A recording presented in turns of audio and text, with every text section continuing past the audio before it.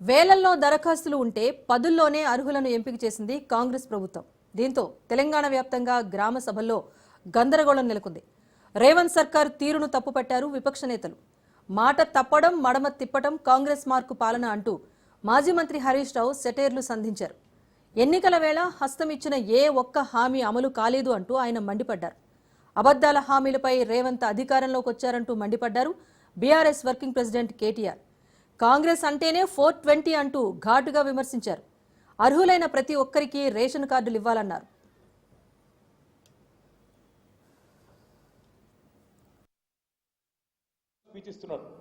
మేము ఇవాళ ఒక చారిత్రాత్మకమైన కార్యక్రమానికి శ్రీకారం చుడుతున్నాం అన్నాడు. నేనేం చేస్తున్నాడు అని నేను అనుకుంటే రేషన్ కార్డులు ఇచ్చే కార్యక్రమం చారిత్రాత్మకం అట. అంటే ఇదివరకు కూడా రేషన్ కార్డులు ఇయ్యలే, నువ్వు కొత్త చరిత్రకు నేనే శ్రీకారం చుట్టిన రేషన్ కార్డు అనే కాన్సెప్టే నేనే కనిపెట్టినా అన్నట్టు చారిత్రాత్మకమైన కార్యక్రమానికి శ్రీకారం చుడుతున్నా అని అబద్ధం. ఇంకా ఘోరం ఏంటంటే ఉప ముఖ్యమంత్రి బట్టి విక్రమార్క గారు నిన్న చెప్తారు ఒక్క రేషన్ కార్డు ఇవ్వలే టీఆర్ఎస్ ప్రభుత్వం అని బట్టి విక్రమార్క చెప్తాడు. ఇది బట్టి విక్రమార్క గారు స్వయంగా మదిరే నియోజకవర్గంలో 2021 జూలై 26 రేషన్ కార్డులు ఇచ్చుకుంటే దిగిన ఫోటో. ఏదో ఆయన సొంత నియోజకవర్గంలో బట్టి విక్రమార్క గారు మన జిల్లా పరిషత్ చైర్మన్ ఆనాడు లింగాల కమల్ రాజు గారు ఇద్దరు కలిసి రేషన్ కార్డులు ఇచ్చుకుంటే దిగిన ఫోటో ఇది జూలై 2021 జూలై 26 నాడు దిగిన ఫోటో. రేషన్ కార్డు ఇచ్చుకుంటా మనం ఇచ్చింది 6,50,000 రేషన్ కార్డు. కానీ మనం దాని ఏదో చారిత్రాత్మక కార్యక్రమం మనం అనుకోలేదు. మనం రేవంత్ రెడ్డి గారి లెక్క ప్రభుత్వ పైసలు దండగా పెట్టి పెద్ద పెద్ద సభలు పెట్టి నేను కొత్త చరిత్ర సృష్టిస్తున్నా అని చెప్పి మనం డైలాగులు కొట్టలే, సన్నాయి నొక్కులు నొక్కలే. బీఆర్ఎస్ ఆరోపణలు తిప్పికొట్టారు కాంగ్రెస్ లీడర్స్. తమది ఇందిరమ్మ రాజ్యం అంటున్నారు. ఒక్కో హామీని నెరవేర్చుకుంటూ వస్తూ ఉంటే గులాబీ లీడర్లకు కడుపు మంటగా ఉంది అంటూ ఆరోపించారు. ప్రతిపక్షాల తీరు సరికాదన్నారు భువనగిరి ఎంపీ కిరణ్ కుమార్ రెడ్డి. మీరేదైతే మాట్లాడుతుర్రో ఏదైతే భావాజాలానికి సంబంధించి మీరు గద్దర్ గారి భావాజాలం గురించి మాట్లాడుతురో అది వింటేనే హాస్యాస్పదంగా ఉంది. మీరు ఒక కేబినెట్ మినిస్టరా కార్పొరేటరా? మీరు ఎందుకంటే మీరు అధికారంలో ఉంటే బీజేపీ భావాజాలం ఉన్న వాళ్లకు, రైట్ వింగ్ భావాజాలం ఉన్న వాళ్ళకే మేము పద్మ అవార్డులు ఇస్తామని చెప్పినట్టుగా ఉంది. మీరు రాష్ట్రపతిని ప్రధాని చిన్నతనం చేసినట్టుగా ఉంది మీ మాటలు. ఎందుకంటే ఈ దేశంలో మీరు ఈ రోజు డాక్టర్ బాబాసాహెబ్ అంబేద్కర్ గారు కూడా ఒక భావాజాలం కోసం పనిచేసిన వారే, ఒక అట్టడుగు వర్గాల కోసం పనిచేసిన వారే. ఈ రోజు గద్దర్ గారు కూడా గతంలో ఉద్యమం చేసిన వారు, వెనుకబడ్డ వర్గాల కోసం పోరాటం చేసి పాటలు రాసిరు. మధ్యన మీరు పరేడ్ గ్రౌండ్ లో పెడితే మీ నరేంద్ర మోడీ గారి దగ్గర కూడా వచ్చిన విషయాన్ని మీరు మర్చిపోయినట్టు. అంటే ఈ విషయం చూస్తే రానున్న రోజులలో భారతదేశంలో బీజేపీ పాట పాడిన వారు, బీజేపీ వంతు పలికిన వారికే అన్ని వస్తాయని చెప్పినట్టుగా ఉంది మీరు. కాబట్టి దయచేసి మీ మాటలు విత్డ్రా చేసుకోవాలి. ఈ దేశంలోనే కాదు ప్రపంచంలోనే ఒక రైట్ వింగ్ లెఫ్ట్ వింగ్ భావాజాలం ఉంటది. ప్రతి దగ్గర అధికారం మారుతూ ఉంటది. కానీ ఈ అవార్డులు అనేది నిష్పక్షపాతంగా ఇవ్వాల్సినటువంటి ఆ పరిస్థితి ఉంటది. ఇలాంటి మాటల వల్ల మీరు మీ ప్రస్తుతం ఉన్న ప్రభుత్వాన్ని దిగజార్చేతనంగా మీరు మాట్లాడినట్టుగా ఉంది. దయచేసి మీరు మీ మాటలను విత్డ్రా చేసుకోవాల్సిందిగా కోరుకుంటున్నాం. మరోవైపు పద్మ అవార్డులు రాజకీయంగా హీటెక్కిస్తున్నాయి. కేంద్ర రాష్ట్రాల మధ్య పంచాయతీ పెడుతున్నాయి. తెలంగాణ సీఎం రేవంత్ సంచలన వ్యాఖ్యలు చేశారు పద్మ అవార్డులకు సంబంధించి. కేంద్రం తెలంగాణపైన వివక్ష చూపిస్తోందన్నారు. పద్మ పురస్కారాల కోసం తెలంగాణ ప్రభుత్వం ప్రజా యుద్ధ నౌక గద్దర్, జై జై హే తెలంగాణ గీత రచయిత అందశ్రీ, పరిశోధకులు జయధీర్ తిరుమలరావు, విద్యావేత్త చుక్కా రామయ్య, ప్రజాకవి గోరెటి వెంకన్న పేర్లను సిఫారసు చేసిందన్నారు. రాష్ట్ర ప్రభుత్వ ప్రతిపాదనలను కేంద్రం పరిగణలోకి తీసుకోలేదన్నారు సీఎం రేవంత్. మరోవైపు తెలంగాణ ముఖ్యమంత్రికి ఘాటుగానే కౌంటర్ ఇచ్చారు కేంద్ర మంత్రి బండి సంజయ్. నక్సల్స్ భావజాలం ఉన్న గద్దర్కు అవార్డులా అంటూ ఆయన ప్రశ్నించారు. మీరు పంపితే గద్దర్కు మేము అవార్డు ఇవ్వాలా అంటూ మండిపడ్డారు బండి సంజయ్. ప్రధానమంత్రి గారు ఇంకొక అన్యాయం కూడా తెలంగాణకు చేసిండ్రు. మేము పద్మభూషణ్, పద్మశ్రీ అవార్డుల కోసం కూడా తెలంగాణ సమాజానికి ప్రతీకలైన గద్దర్ గారి పేరు, చుక్కా రామయ్య గారి పేరు, అందశ్రీ పేరు, గోరెటి వెంకన్న పేరు, జయతీర్ తిరుమలరావు గారి పేర్లు, వీటన్నిటినీ రాష్ట్ర ప్రభుత్వం నుంచి మేము ప్రతిపాదన ఇచ్చినాం. కానీ ఏ ఒక్క పేరు కూడా కేంద్ర ప్రభుత్వం పరిగణలోకి తీసుకోలేదు. ఇది మాకు కొంచెం బాధ కలిగించింది. రాష్ట్ర ప్రభుత్వం ప్రతిపాదన పంపే సమయంలో ఎవరి పేరు పంపాలో వాళ్ళ పేర్లు పంపాలి. కేంద్రం ఆలోచిస్తుంది. మీరు పంపిన పిల్లలు ఇస్తారా? ఇది అన్ని ఆలోచిస్తారు. ఎట్లా ఇస్తాం? మీరు వంశం వహిస్తామేంది అవార్డ్స్? వందల మంది భారతీయ జనతా పార్టీ కార్యకర్తలు నమ్మిన సిద్ధాంతం కోసం భారత్ మాతా కీ జై అని చెప్పి ఆందోళన చేస్తుంటే నక్సల్స్ భావజాలం గద్దర్ మా కార్యకర్తను హత్య చేయించిండు. ఎన్ఐఏ ఎంక్వైరీ చేసింది గద్దర్ గారి మీద. అనేక మంది పోలీసులను ఎన్కౌంటర్ పేరుతో మర్డర్ చేసిండు. అటువంటి వ్యక్తిని ఏ విధంగా పంపుతారు ఇవాళ?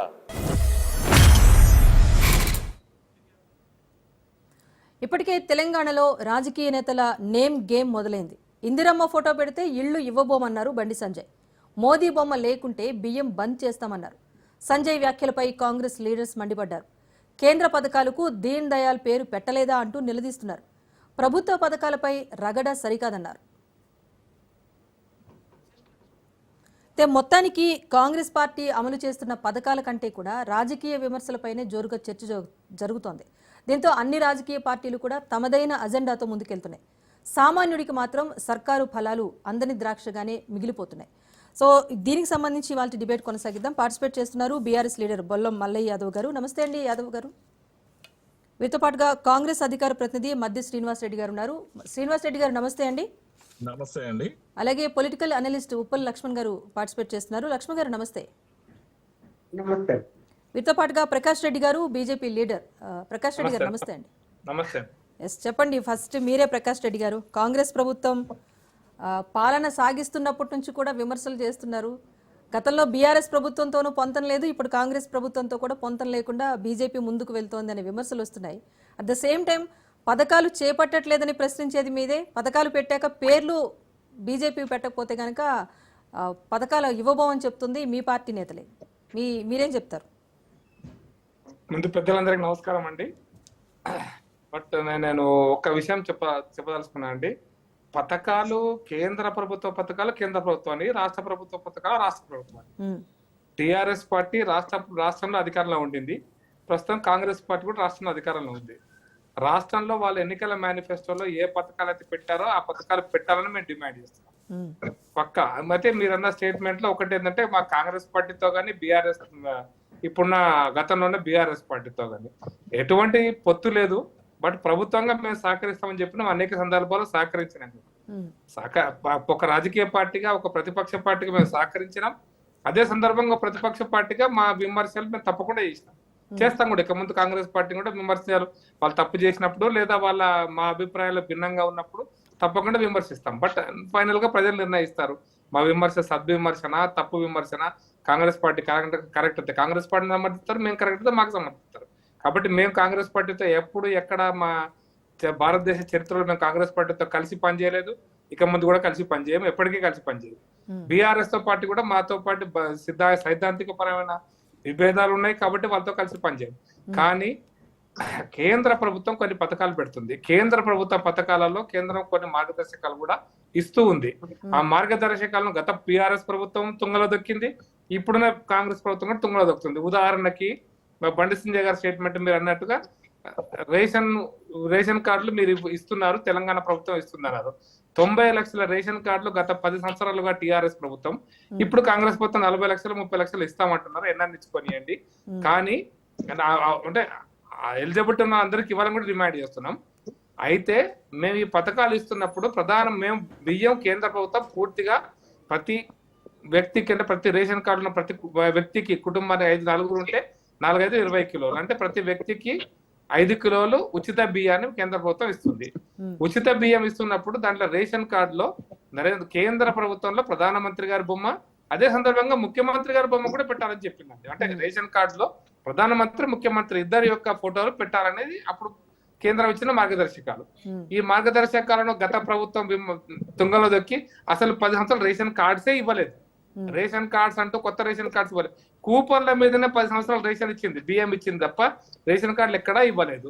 ఇప్పుడున్న ప్రభుత్వం కూడా రేషన్ కార్డులు ఇస్తున్న సందర్భంగా ఆ కొత్త రేషన్ కార్డులలో ఖచ్చితంగా, ఎందుకంటే ఇప్పుడు ఇస్తున్న రేషన్ కార్డ్స్ నేషనల్ లెవెల్లో పనికొచ్చే రేషన్ కార్డ్స్. ఎవరైనా మన తెలంగాణ బిడ్డలు ఢిల్లీ పోయి కూలీ చేసుకుంటున్నా, గుజరాత్ పోయి కూలీ చేసుకుంటున్నా, వాళ్ళకి అక్కడ కూడా రేషన్ అందే విధంగా ఇప్పుడున్న రేషన్ కార్డ్స్ తయారు చేయాలన్నది కేంద్ర ప్రభుత్వం ఉద్దేశం. కాబట్టి ఎక్కడ పోయినా రేషన్ చెల్లాలి, మన తెలంగాణ బిడ్డలు ఎక్కడున్నా వాళ్ళకి ఉచిత రేషన్ దొరకాలి అనేటువంటి ఉద్దేశంతో రేషన్ కార్డులో ప్రధానమంత్రిది ముఖ్యమంత్రి బొమ్మ పెట్టాలని, ముఖ్యమంత్రి బొమ్మ కూడా పెట్టాలని, ముఖ్యమంత్రి బొమ్మ అంటే తీసి ఒకటి సార్, ఇది ప్రధానమంత్రి బొమ్మ పెట్టాలని లేదు. అన్ని రాష్ట్రాలకు ఈ మార్గదర్శకాలు పంపించారా? కేవలం తెలంగాణ అన్ని రాష్ట్రాలకు ఇవే మార్గదర్శకాలు, వేరే మార్గదర్శకాలు లేవు. అయితే ఈ రాష్ట్రంలో గత ప్రభుత్వం టిఆర్ఎస్ ప్రభుత్వం ఈ మార్గదర్శకాలను తుంగలో దొక్కి ఉంటే కేసీఆర్ బొమ్మ ఉండాలి, లేకపోతే లేదు అనేటువంటి భావనతోటి వాళ్ళు అసలు రేషన్ కార్డ్సే ఇవ్వలేదు 10 సంవత్సరాలు. ఒక్క రేషన్ కార్డ్ అంటే ఇచ్చిన కూపన్ల మీదనే బియ్యం ఇచ్చారు, బియ్యం అంతా కూపన్ల మీద నడిపించారు తప్ప కార్డ్ అంటూ ఒక ఫిజికల్ గా ఒక కార్డు ఉంటుంది కదా, ఆ కార్డు ఎవ్వరికి ఏ ఒక్క 90 లక్షల రేషన్ కార్డు అని చెప్పారు, ఏ ఒక్కరు కూడా రేషన్ కార్డు ఇవ్వలేదు. దాన్నే మన బండి సంజయ్ గారు చెప్పారు, బియ్యం కేంద్ర ప్రభుత్వం ఇస్తున్నప్పుడు ప్రధానమంత్రిని గౌరవించి మీరు ఫోటో ఇవ్వండి, రాష్ట్ర ప్రభుత్వాన్ని గౌరవించి ముఖ్యమంత్రి గారు ఫోటో వేయండి, తప్పేం లేదు. ముఖ్యమంత్రి గారు కూడా గౌరవించాలి, మనం ప్రధానమంత్రి కూడా గౌరవించాలి. అది ఒకటే డిమాండ్ చేసినాం. ఇందిరమ్మ ఇల్లు కట్టేటప్పుడు కూడా మీరు ఇందిరమ్మ అని పేరు పెడుతున్నారు, మేము ప్రధానమంత్రి నరేంద్ర మోడీ పేరు పెట్టలేదు. ప్రధానమంత్రి ఆవాస్ యోజన కింద కేంద్ర ప్రభుత్వం 1,50,000 ప్రతి కుటుంబానికి ఒక యూనిట్ కి ఇస్తున్నప్పుడు ఆ 1,50,000లో కేంద్ర ప్రభుత్వం యొక్క దాన్ని ఇందిరమ్మ ఇల్లు అనకుండా కేంద్ర ప్రభుత్వం ఇస్తుంది ప్రధానమంత్రి ఆవాస్ యోజన కింద ఇస్తున్నాం. Urban Awas Yojana, rural Awas Yojana. కాబట్టి కేంద్ర ప్రభుత్వం ఇస్తున్నప్పుడు పేరు మీరు మార్చుకుంటారు అనుకోండి, మీరు కట్టించుకోవచ్చు. రాష్ట్ర ప్రభుత్వం మేము ఇందిరమ్మ ఇల్లు కట్టిస్తామనంటే కేంద్ర ప్రభుత్వం ఎటువంటి అభ్యంతరం లేదు. మీరు 1,00,000 కాకపోతే 50 లక్షల ఇల్లు కట్టియండి, మేము కేంద్ర ప్రభుత్వం నుంచి దాని మీద ఎటువంటి అభ్యంతరం చెప్పము. ఒకవేళ కేంద్ర ప్రభుత్వం నుంచి నిధులు ఇస్తున్నప్పుడు, ప్రధానమంత్రి ఆవాస్ యోజన కింద నిధులు ఇస్తున్నప్పుడు కొన్ని మార్గదర్శకాలు ఉంటే వాటిని ఫాలో కండి, అంతే. లేదు మేము మార్గదర్శకాలు ఫాలో కాము, తీసుకోకండి. మేము ఇంతకుముందు చిన్న ఎగ్జాంపుల్ చెప్తా, దానికి సంబంధించిన ఒక చిన్న ఎగ్జాంపుల్ చెప్తా. మీరు ప్రధానమంత్రి ఏమంటారు డిమానిటైజేషన్ జరిగినప్పుడు 6,000 రూపాయలు పుట్టిన బిడ్డకి ఇస్తామని చెప్పి అప్పుడు ప్రధానమంత్రి గారు ప్రకటించారు. ఐ థింక్ 31 డిసెంబర్ అని ప్రకటించారు. అయితే అది రాష్ట్ర ప్రభుత్వం అప్పుడున్న కేసీఆర్ ప్రభుత్వం కేసీఆర్ కిట్ అని పెట్టింది. కేసీఆర్ కిట్ అని పెడితే మేము నిధులు ఇవ్వమన్నారు, తీసుకోలేదు రాష్ట్ర ప్రభుత్వం. అప్పుడు మీరు ఇవ్వకపోయినా పర్వాలేదు, మేము కేసీఆర్ కిట్టే ఇస్తాము, కేసీఆర్ ఈ రాష్ట్ర ప్రభుత్వం యొక్క మార్గదర్శకాల ప్రకారమే మేము కిట్ ఇచ్చుకుంటాము, మీకు సంబంధం లేదన్నారు. వెల్ అండ్ గుడ్, మంచిదే. వాళ్ళు ఇచ్చుకున్నారు, వాళ్ళు ఇచ్చేంత ఇచ్చినారు, ప్రజలు మెచ్చినారా మెచ్చలేదా రిజల్ట్ చూపించినారు. కాబట్టి మెచ్చుకుంటే ప్రజలు రిజల్ట్ ఇస్తుంటే, మెచ్చుకోలేదు కాబట్టి రిజల్ట్ ఇవ్వలేదు, అంతే. కాబట్టి కేంద్రం ఇచ్చేటువంటి నిధుల విషయంలో కానీ కేంద్ర ప్రభుత్వ పథకాల విషయంలో కేంద్రం కొన్ని మార్గదర్శకాలు ఇస్తుంది, ఆ మార్గదర్శకాలను ఫాలో కాండి. అది మాత్రం సంజయ్ గారు చెప్పారు. మీ పథకాలు అంటారా, ఈ రాష్ట్ర ప్రభుత్వం అనేక పథకాలు ప్రకటించింది, మీ ఇష్టం, అది మీ ఇష్టం. మీరు ఏ పేర్లను పెట్టుకున్నా మాకేం అభ్యంతరం లేదు. మళ్ళీ మాట్లాడదాం. మల్లయ్య యాదవ్ గారు, మీరు చెప్పండి. బీఆర్ఎస్ తరపున కూడా ఇప్పుడు ప్రకాష్ రెడ్డి గారు అన్నట్టుగా ఇటు కాంగ్రెస్ ప్రభుత్వం కానివ్వండి, అటు బీఆర్ఎస్ పాలనలో కానీ, అంటే గడిచిన 11 ఏళ్లుగా కూడా ప్రభుత్వం చేపడుతున్న ఏ సంక్షేమ పథకం కూడా ప్రజలకు చేరుతున్న ప్రభుత్వం సంబంధించి ఆ పబ్లిసిటీ వెళ్ళట్లేదు. పథకాల పేర్ల విషయంలో 2 రాష్ట్ర ప్రభుత్వాలు, అంటే 2 సార్లు వచ్చిన ప్రభుత్వాలు కూడా కేంద్రం విషయంలో వెనకడిగే వేస్తున్నాయన్నది ఆయన చేస్తున్న కామెంట్. ఇప్పుడు కూడా మీరు కాంగ్రెస్ సర్కార్ మీద కూడా కామెంట్స్ చేస్తున్నారు. రేషన్ కార్డులు ఇచ్చి ఏమైనా అద్భుతాలు చేశారా, అదేం చారిత్రాత్మకం అని చెప్పేసి కేటీఆర్ కామెంట్స్ చేస్తున్నారు. కాంగ్రెస్ పాలనకు సంబంధించి 6 గ్యారెంటీలు పైన కూడా ప్రశ్నిస్తున్నారు. సో చెప్పండి, మీ డిమాండ్ ఏంటి అసలు? బహుశా నిర్మలా సీతారామన్ గారు అనుకుంటాను, గతంలో కేంద్ర మంత్రిగా ఉండి రేషన్ షాపుల దగ్గరకు వచ్చి నిజామాబాద్ జిల్లాలో అనుకుంటా, నాకు గుర్తుంది, మా ఫోటో లేదు అని చెప్పిన సందర్భాలు ఉన్నాయి. కానీ ఈ రోజు ప్రభుత్వంలో ఇన్ని రోజులుగా జరుగుతున్న ఏ ఎన్నికలలో కూడా ఆయన ఏ ప్రభుత్వం కూడా వాళ్ళ బొమ్మలు కేంద్రానికి సంబంధించిన బొమ్మలు ఏమని చెప్పలే. రాష్ట్ర ప్రభుత్వానికి సంబంధించినే సరే సహజంగా వేస్తారు, వాళ్ళు సబ్సిడీ ఇస్తే ఇస్తారు. కానీ ఇప్పటి వరకు లేని సాంప్రదాయం ఈ బొమ్మల కోట్లాడేందుకు, ఎవరేస్తున్నది ఏం కాదు, గతంలో ఇచ్చిండ్రు చేసిండ్రు అనే దానికంటే ఈ రోజు మీరు ప్రజలకి ఇస్తా అన్న దాని ప్రకారం ఏమి ఇస్తారో, ఏమి ఇవ్వగలుగుతారో, ఏమి చేస్తారో అనేది చెప్పండి. ఎంతసేపు కేంద్రం నుంచి తీసుకొచ్చిన నిధులతోనే రాష్ట్ర ప్రభుత్వాలు చేస్తున్నాయని చెప్పేసి కేంద్రంలో అంటున్నారు. మరి ఈ తెలంగాణ పట్ల మామూలుగా ఎన్ని నిధులు తీసుకొచ్చారు, ఎన్ని ప్రాజెక్టులు తీసుకొచ్చారు అనేది చూస్తే బడ్జెట్లలో కేటాయింపులు చూస్తే శూన్యమే. మేము మాత్రం అన్ని చేస్తున్నాం. దేశవ్యాప్తంగా వస్తున్న పథకాలలో మరి మేము పన్నులు కట్టట్లేదు. ఈ తెలంగాణ ప్రజలు, ప్రభుత్వం ఏదన్నా ఉండనివ్వండి, రాష్ట్ర ప్రభుత్వం ఏది ఉన్నా కానీ తెలంగాణ ప్రజలు పన్నులు కూడా కడుతున్నారు. పన్నుల రూపంలో ప్రజలు కట్టిన దానికి కేంద్ర ప్రభుత్వంగా ఆయా రాష్ట్రాలకు ఇవ్వాల్సిన వాటాలో భాగంగా డబ్బులు చెల్లించకుండా వస్తువుల రూపంలో మామూలుగా ఇక్కడ ఉన్న ప్రజలకు ఇవ్వాల్సిన దాంట్లో నిధులు కేటాయించేసి ఇస్తారు. అది ఎవరి సొంత జేబుల నుంచి, కేంద్ర ప్రభుత్వం జేబుల నుంచి కూడా కాదు, రాష్ట్ర ప్రజా ధనం నుంచే ఇక్కడ కడుతున్న పన్నుల రూపంలో కేంద్రకు పోతున్న దాన్ని మళ్ళీ రివర్స్ గా మా రాష్ట్ర కేటాయింపులు ఏవైతే మా రాష్ట్ర నిధులు ఉన్నాయో ఆ కేటాయింపుల్లో భాగంగా ఇస్తున్నారు తప్ప ఇది వీళ్ళు ఇస్తున్నది వాళ్ళు ఇస్తున్నది అనేది కొట్లాడుకోవటం దీనివల్ల పెద్ద జరిగేది ఏం లేదు. ఎవరు పేరు పెడతారు ఏంటిది అని అనేది రాష్ట్ర ప్రభుత్వాలు వచ్చిన తర్వాత వాళ్ళ ఆ పేర్లు పెట్టుకుంటుంటే మా పేరు పెట్టాలి మీ పేరు పెట్టాలి అనేది కాదు. ప్రజలకు ఏం చేస్తున్నారు, ఈ పేర్లు పెట్టే కొట్లాట కాకుండా ప్రజలకు ఇవ్వగలిగింది మీరు ఇవ్వండి. ఇప్పటికీ కూడా నిలవనేడలేని నిస్సాయులు ఉన్నారు. ఈ తినడానికి తిండి లేక ఇబ్బంది పడుతూ ఒక్క పూట తిని 2 పూటలు పస్తులు ఉండేటోళ్ళు ఉన్నారు. ఈ కూడుగుడ్డ నీడ ఏదైతే ఉందో ఇప్పటి కూడా దేశంలో ఆ దారిద్ర్యం పోలేదు కదా. వీటి గురించి ఆలోచించకుండా మేమేదో మా దాంట్లో నుంచి ఇస్తున్నామని చెప్పేసి ఈ రోజు కేంద్ర ప్రభుత్వం సంబంధించిన మంత్రులు కూడా మాట్లాడటం అనేది సమంజసం కాదు. తెలంగాణ ప్రజలు మామూలుగా ఈ రాష్ట్రానికే ఇవ్వట్లేదు కదా, అన్ని రాష్ట్రాలకు ఇవ్వాలి. ఒక రకంగా చెప్పాలంటే జాతీయ ఉపాధి హామీ పథకం లాంటి దగ్గర మన పని రోజులు కుదించారు, వేతనాలు కుదించారు. వేరే రాష్ట్రాల కంటే మన దగ్గర తక్కువ ఉన్నాయి పని దినాలు. కాబట్టి ఈ వివక్ష జరుగుతూనే ఉంది. ఇప్పటి వరకు చెప్పుకోదగ్గ ప్రాజెక్టులు తీసుకురాలేదు, తెలంగాణకి నిధులు కూడా తీసుకురాలేదు. ఈ చిన్న చిన్న సంక్షేమ కార్యక్రమాలలో మీ వాటాగా ఇవ్వాల్సిన బాధ్యత అది. మేము కూడా పన్నులు కడుతున్నాం. ఈ తెలంగాణ ప్రజానికం తెలంగాణ ప్రభుత్వం నుంచి పన్నులు పోతున్నాయి. డెఫినెట్ గా మీరు కేంద్ర వాటాగా మీరు మా రాష్ట్రానికి ఇవ్వాల్సిందే, అందులో ఎటువంటిది లేదు. అది కాంగ్రెస్ ది కాదు, ఇటు బీజేపీది కాదు. రాష్ట్ర ప్రజల సొమ్మే రాష్ట్ర ప్రజలకు ఇస్తున్నారు. కాబట్టి ఈ సంక్షేమాల పేరు మీద మళ్ళీ అది చెప్పండి. ఇప్పుడు మీరు అన్నట్టుగా వివక్ష చూపిస్తోంది కేంద్రం అనేది ఇటు కాంగ్రెస్ సర్కార్ చెప్తున్న మాటే, బీఆర్ఎస్ నుంచి వస్తున్న మాటే. కానీ కేంద్రం ఇచ్చిన పథకాలకు లేకపోతే రాష్ట్రంలో ప్రజల కోసం ఇచ్చే సంక్షేమ పథకాలకు పేర్లు వాడే విషయంలో బీఆర్ఎస్ కూడా ముందుంది కదా. ఇప్పుడు మేము కేసీఆర్ కిట్టు ఇటువంటి అనేది దేశంలో ఎక్కడ లేని విధంగా మొదలు పెట్టినాం. ఆ రోజు మామూలుగా ఇచ్చినవి కూడా అందినాయి. ఆ రోజు తెలంగాణ ప్రభుత్వం ద్వారా అందిన అనేక పథకాలు వాటికి డిఫరెంట్ పేర్లు పెట్టారు. మరి ఈ రోజు వీళ్ళకి అబ్జెక్షన్ ఎందుకు వస్తుందో అనేది వాళ్ళు ఆలోచించుకోవాలి. ఇంతకుముందు ప్రకాష్ రెడ్డి గారు అంటున్నారు తెలంగాణ ప్రభుత్వంలో అసలు రేషన్ కార్డులే ఇవ్వలేదని. ఇప్పుడు ప్రస్తుత డిప్యూటీ సీఎం ఎవరైతే ఉన్నారో వారి నియోజకవర్గంలో కార్డులు ఇచ్చిన దానికి సాక్ష్యం ఆ టైంలోనే ఎన్నైనా అనేది రికార్డులు ఉంటాయి. 6 లక్షల చిల్లర కార్డులు ఇచ్చిన అనేది ఆన్ రికార్డు విత్ ఎవిడెన్స్. కాబట్టి ఈ రోజు అసలే ఇవ్వకుండా అనేది కాదు, మధ్యలో మామూలుగా అనుకున్న దాని ప్రకారం పెళ్లిళ్ళైన కొత్తగా వివాహం చేసుకొని అత్తగారింటికి వచ్చిన కోడలకి ఇంక్లూడ్ చేయలేకపోవచ్చు. వేరుపడ్డ కుటుంబాలకి రేషన్ కార్డు కొన్ని రాకపోవచ్చు. ట్రాన్స్ఫర్ అయిన వాళ్ళకి మళ్ళీ షిఫ్ట్ అయిన దాంట్లో కొన్ని కార్డులు వచ్చినాయి. కొన్ని వేరు ప్రాంతాలలో ఈ జిల్లాలో ఉన్న వాళ్ళకి మామూలుగా కార్డుల దీంతో పాటు వేరే దగ్గర ఉన్న వాళ్ళకి కూడా ఇక్కడ ఉన్న కార్డులు కూడా ఉన్నాయి కొన్ని. అది ఉమ్మడి రాష్ట్రం నుంచి వస్తున్న కొనసాగింపులో కొంత కన్ఫ్యూజన్ ఉండటంతో ఈ వెరిఫికేషన్ దాంట్లో మనకున్న కుటుంబాలు రాష్ట్ర వ్యాప్తంగా ఏదైతే కుటుంబాలు ఉన్నాయో అన్ని కుటుంబాల కంటే సంఖ్య మించి రేషన్ కార్డులు ఉన్నాయి అనేది కూడా ఒక లెక్క గతంలో చెప్పారు. కాబట్టి ఇటువంటి వాటి కన్ఫ్యూజన్ వల్ల మా తెలంగాణ ప్రభుత్వంలో రేషన్ కార్డులు ఇవ్వలేదు అనేది కాదు. మీరు రికార్డు ఇప్పుడు కూడా వెరిఫై చేసుకోవచ్చు. 2021లో ఇప్పుడున్న బట్టి గారే కార్డులు ఇచ్చారు. ఆ కాలంలోనే ఆ టైంలోనే మిగతా నియోజకవర్గాలలో కూడా ఇవ్వడం జరిగింది. కాబట్టి 6,46,000 చేంజ్ ఆల్రెడీ మామూలుగా అధికారికంగా లెక్కలు ఉన్నాయి. ఆ రోజు ఇచ్చినాం. కాకపోతే సంపూర్ణంగా ఇవ్వలేకపోవచ్చు, సంపూర్ణంగా దొరకపోవచ్చు. ఈ రోజు ఈ ప్రభుత్వం ఏర్పడ్డప్పటి నుంచి మేము ఇస్తున్నాం అని చెప్పి వాయిదాలు వేసుకుంటూ వస్తున్నారు తప్ప ఎక్కడ ఇచ్చింది లేదు. ఇచ్చినవి ఏవైతే తయారైనాయి అని చెప్పారో తయారైనాయన్ని తప్పుల తడగ్గా ఉన్నాయి. ధనికులకు వచ్చినాయి, భూస్వాములకు వచ్చినాయి, ఉద్యోగస్తులకు వచ్చినాయి, కార్లు ఇల్లు ఉన్న వాళ్ళకి వచ్చినాయి. అసలైన అర్హులకు రాలేదని గగ్గోలు పెడతా ఉన్నారు. గ్రామ సభలలో చూస్తూనే ఉన్నాం మనం.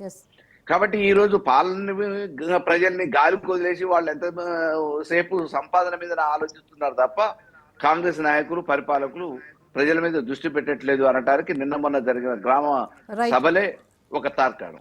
రైట్, మాట్లాడదామండి. శ్రీనివాస్ రెడ్డి గారు మీరు చెప్పండి. సో ప్రభుత్వంపై అయితే విమర్శలు వస్తున్నాయి.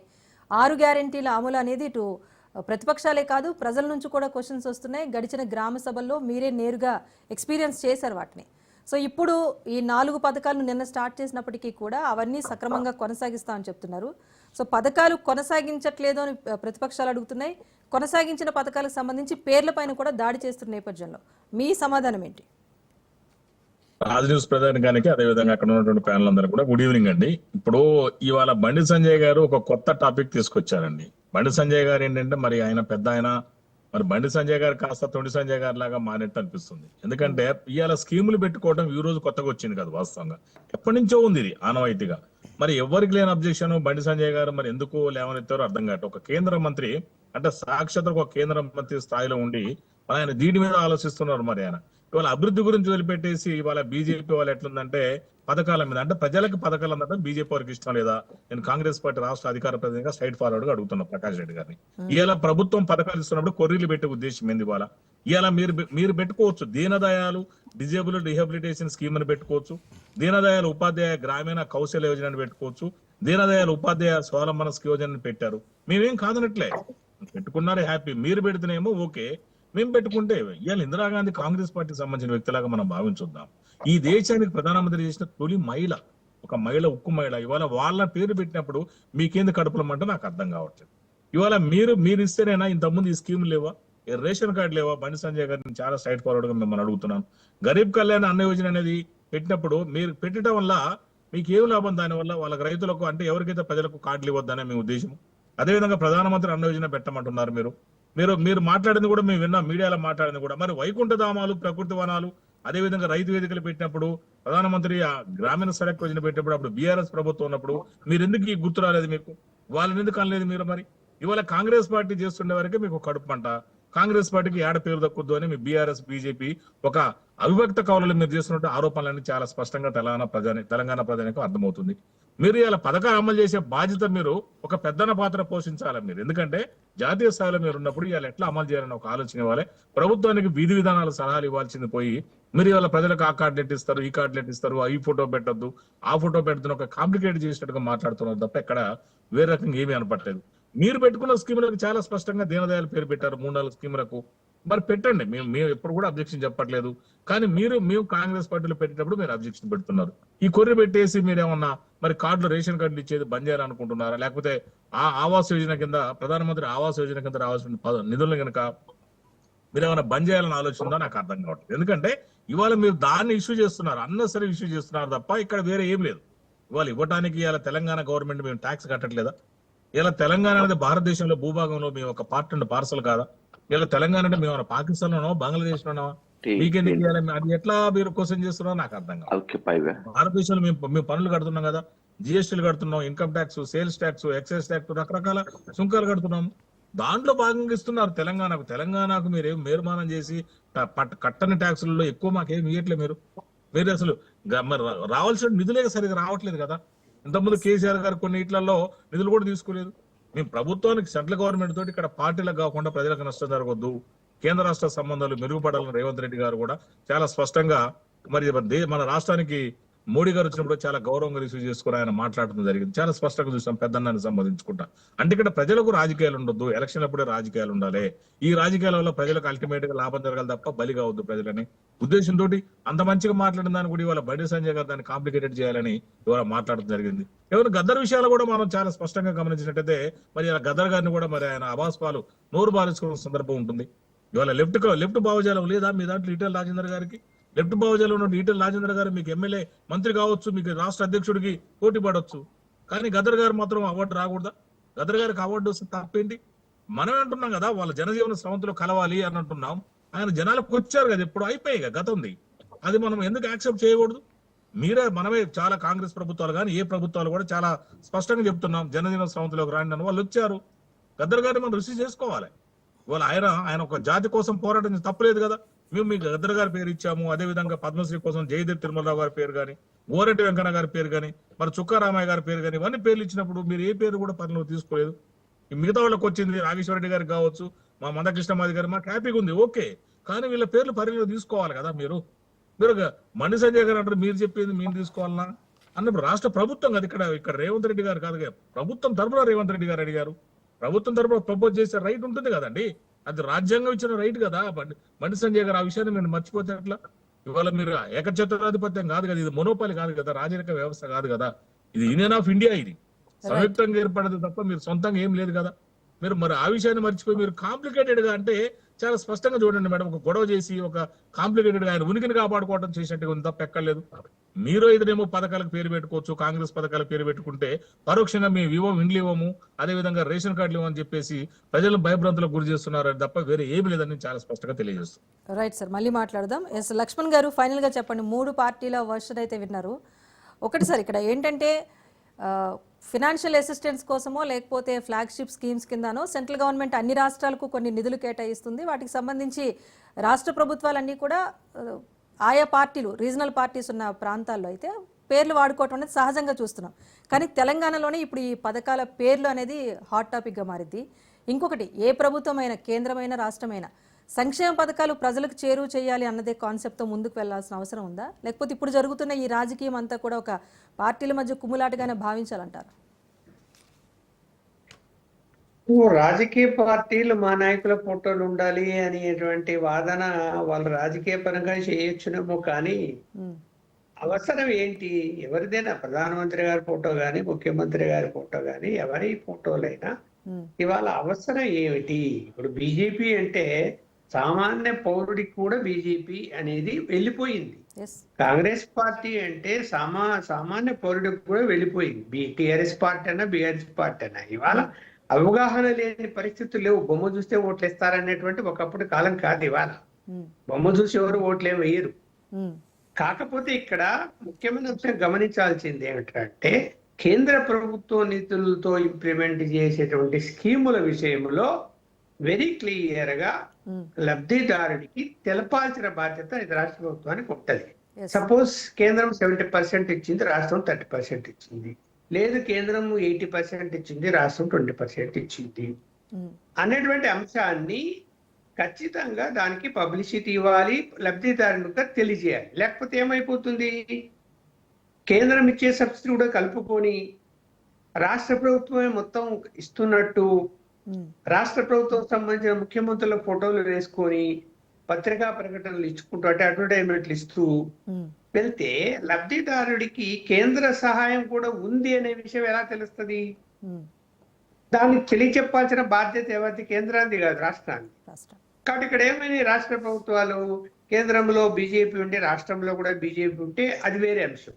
కానీ రాష్ట్రంలో వేరే పార్టీలు అధికారంలో ఉన్నప్పుడు వాళ్ళకి ఎక్కడ పేరు వస్తుందో, ఆ పార్టీ ఎక్కడ ఎదుగుతుందో రాష్ట్రంలో అని చెప్పి ఏం చేస్తున్నారు, వాటిని మరుగున పరిచేసి తమ సొంత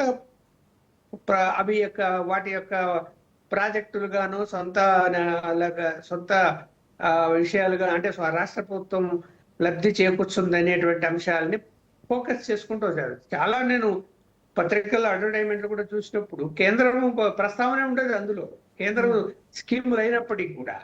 అలాగే అది కరెక్ట్ అయితే కాదు. ఫోటోల గురించి అది పెద్ద, ఇప్పుడు రేవంత్ రెడ్డి ఎవరికి తెలియదమ్మా, లేకపోతే కేసీఆర్ గారు ఎవరికి తెలియదు, ప్రధాని మోడీ గారు ఎవరికి తెలియదు. ఇవాళ తెలియని వాళ్ళు ఎవరున్నారు? ఫోటోలు చూసి అరే నరేంద్ర మోడీ గారు బీజేపీ కాబట్టి నేను ఓటేయాలా, లేదు కాంగ్రెస్ పార్టీ సోనియా గాంధీ గారు ఓటేయాలా అని ఫోటో చూసి ఓటేసేటువంటి కాలం పోయింది. ఒకప్పుడు అంటే ఈ కమ్యూనికేషన్ సిస్టమ్ లేదు, ఎడ్యుకేషన్ లేదు, వాళ్ళకి తెలియచెప్పాల్సినటువంటి అవసరం ఉండింది. అప్పుడు పరిస్థితుల్లో ఆ విధంగా నడిచిపోయింది. ఇప్పుడు ఇవాళ అలాంటి అవసరాలు ఏం లేవు. మీరు ఎన్ని ఫోటోలు వేసుకున్నా ఇప్పుడు కేసీఆర్ ప్రభుత్వం గతంలో చూసాము 5 సంవత్సరాలు అనేక స్కీముల విషయంలో కేంద్ర ప్రభుత్వ నిధులు ఉన్నా కూడా వీళ్ళ యొక్క పేర్లు పెట్టుకొని, వీళ్ళ ఫోటోలు పెట్టుకొని వాళ్ళు నడిపించారు. ఏమైంది మరి? ఓటమి పాలయ్యారు కదా. అది ప్రజల యొక్క నాడి ఎలా ఉంటుందో అలా నడుస్తుంది తప్ప రాజకీయాల్లో ఫోటోలు పెట్టుకున్నంత మాత్రాన ఏదో జరిగిపోతుంది, ఏదో అయిపోతుందని, ఫోటో ఎందుకు పెట్టలేదని బీజేపీ వాళ్ళు అడగాల్సిన అవసరమూ లేదు. మేము పెట్టవు, మేము మాయ పెట్టుకుంటామని వీళ్ళు చెప్పాల్సినటువంటి అవసరం అయితే లేదని నేను భావిస్తున్నాను. అంటే ఇది ఒక అనవసర రాద్ధాంతంగానే సార్, అనవసర రాద్ధాంతంగానే పరిగణలోకి తీసుకుంటారా ఇప్పుడు జరుగుతున్న ఈ? అంతే, అనవసర రాద్ధాంతం సిల్లీగా ఉంటుంది కదా అదంతా. కాకపోతే అదైతే ఇదైతే నేను స్పెసిఫిక్ గా చెప్తున్నా, ఏ స్కీమ్ అయినా కూడా కేంద్ర ప్రభుత్వానికి సంబంధించిన అంటే వాళ్ళ యొక్క షేర్ ఉన్నప్పుడు ఖచ్చితంగా ఆ విషయం లబ్ధిదారుడికి తెలియజేయాల్సినటువంటి అవసరం ఉంది. ఇప్పుడు రేషన్ కార్డు ఉంది, 1 ఇండియా 1 రేషన్ కార్డు ప్రవేశపెట్టారు. ఎందుకు అంటే వలస వెళ్లే కార్మికులకి బీహార్ నుంచి వచ్చి హైదరాబాద్కి వచ్చినా కూడా ఇక్కడ రేషన్ తీసుకోవచ్చు, లేదు హైదరాబాద్ నుంచి ఇంకొక రాష్ట్రానికి వెళ్ళి పనికి వెళ్ళినా కూడా అక్కడ రేషన్ తీసుకోవచ్చు అనే విధానం మంచి విధానం ఇది. ఎందుకంటే ఇక్కడ రేషన్ కార్డు ఉండి పక్క రాష్ట్రానికి వెళ్ళిపోతే ఆ రేషన్ కార్డు చెల్లదని చెప్పి అక్కడ ఇవ్వకపోతే తను ఎట్లా బతుకుతాడు? అక్కడ కూలి పని చేసుకునే వ్యక్తులు ఎలా జీవిస్తారు? అందువలన అది అవసరమైనంత మాత్రాన 1 ఇండియా 1 నేషన్ రేషన్ కార్డు పెట్టినంత మాత్రాన అక్కడ దాని మీద ప్రధానమంత్రి గారి ఫోటో ఉండాల్సినటువంటి అవసరం ఏముందమ్మా? What is the need? Yes ఏం అవసరం? కార్డు తను ఎక్కడికి వెళ్ళినా చెల్లుతుంది. ఇది ఇక్కడ ఏ రాష్ట్రానికి పోయినా చెల్లుతుంది. ఏ రాష్ట్రానికి పోయినా కూడా బియ్యం తీసుకుంటాడు, తను ఏదో జీవనోపాధి నడిపించుకుంటాడు. ఇక్కడ రాష్ట్ర ప్రభుత్వ ఫోటోలు దాంట్లో అవసరం లేదు, కేంద్ర ప్రభుత్వ ఫోటోలు అవసరం లేదు. కాకపోతే ఏంటంటే one India one ration card అనేటువంటి నినాదం ఏదైతే ఉందో, ఈ కార్డు దేశవ్యాప్తంగా చెల్లుతుంది అనేటువంటిది అట్లా భారతదేశం యొక్క సింబల్ వేసినా కూడా, రాష్ట్ర సింబల్ వేసుకున్నా కూడా తప్పు లేదు. సింబల్ వేసుకోవచ్చు తప్ప వ్యక్తుల ఫోటోలు దేనికి? ప్రధానమంత్రి గారు ఇవాళ ఆయన ఉండొచ్చు, రేపు ఇంకొక రావచ్చు. ముఖ్యమంత్రి రేవంత్ రెడ్డి ఉండొచ్చు, రేపు ఇంకొక రావచ్చు. ఈ కార్డు పర్మనెంట్ కదా. ఆ కార్డు ఇంట్లో పర్మనెంట్ పెట్టుకుంటారు కదా. ఆ కార్డులో మీ ఫోటోలు ఎందుకమ్మా? అసలు ఎవరి ఫోటోలు లేకపోయినా కూడా రేషన్ కార్డులు పనిచేస్తే చాలు లబ్ధిదారుల వరకు అయితే. అంతే కదా. కార్డుకు బియ్యం దొరికితే చాలు తను. అందువల్ల ఇక్కడ ఈ అనవసర వాదనలు చేయాల్సినటువంటి అవసరం లేదు. ఈ సిస్టమ్ అన్నది ఫాలో కావాలా? ఆ సిస్టంలో లోపాలు ఉంటే, ఇప్పుడు అన్నారు కార్డులు సరిగా ఇవ్వలేదు పోయింది సరే, నేనైతే గమనించాను. కానీ రేషన్ కార్డు అనేది రెగ్యులర్ ప్రాసెస్ లో ఎవరైనా చనిపోయినా, ఆ కుటుంబంలో విడిపోయినా, కొన్ని రద్దయిపోయాయి, చనిపోతే ఆయన ఎవరు లేనప్పుడు, అలాగే కుటుంబంలో మ్యారేజ్ చేసుకొని ఇంకొక ఇంట్లోకి వెళ్ళిపోయినా, ఇంకొక ఊరికి వెళ్ళిపోయినా, తను అప్లికేషన్ పెట్టుకుంటే ఎంక్వైరీ చేసి ఆ కార్డులు ఇవ్వడం అన్నది ప్రాసెస్ ఎప్పటి నుంచో నడుస్తున్నది. కానీ దాన్ని ఆపిన సందర్భాలు నేనైతే చూడలేదు. గత ప్రభుత్వంలో కూడా ఆపిన సందర్భం నేనైతే చూడలేదు. నాకు తెలిసిన వాళ్ళకి కూడా మా స్లమ్ ఏరియాలో ఒకరు వాళ్ళకి కార్డు ఇచ్చారు. అందువల్ల ఇక్కడ అది రెగ్యులర్ ప్రాసెస్. దాని మీద ఇప్పుడేదో ఈ ప్రభుత్వం, కాంగ్రెస్ ప్రభుత్వం మేము రేషన్ కార్డులు ఇచ్చింది కాబట్టి చరిత్ర సృష్టించిందేనో, లేకపోతే అంతకుముందు ప్రభుత్వం మేము చరిత్ర సృష్టించామనో. అది రేషన్ కార్డు అన్నది కుటుంబ యొక్క సంక్షేమం కోసం ఇచ్చేది. అంటే బియ్యము, చక్కెర, ఏదైతే ఆహార పదార్థాలు ఉన్నాయో అవి తీసుకోవడానికి. ఆ కార్డుల విషయంలో వివక్షత అవసరం లేదు. రాజకీయ పార్టీ మా పార్టీ కాదు అని కొంతమంది కొన్ని చోట్ల వివక్షత చూపించారు. గ్రామీణ ప్రాంతాల్లోనే వార్తలు వచ్చాయి. నగరాల్లో అంటే సెలవు అనుకోటి ఎంటబడతారు. గ్రామీణ ప్రాంతాల్లో కొన్ని ఇబ్బందులు వస్తాయి, వాళ్ళని ఎదిరించే పరిస్థితి ఉండదు.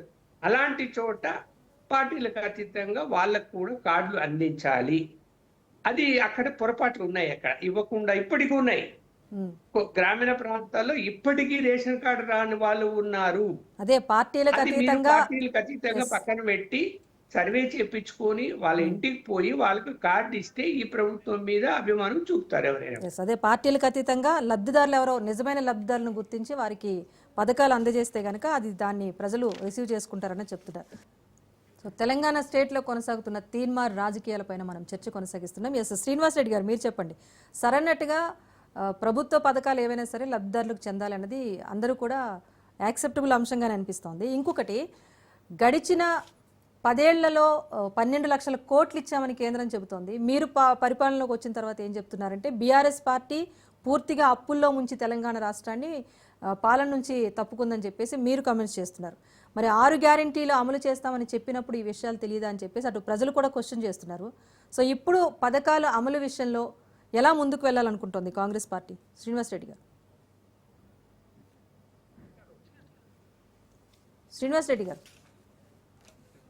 అధికార పార్టీ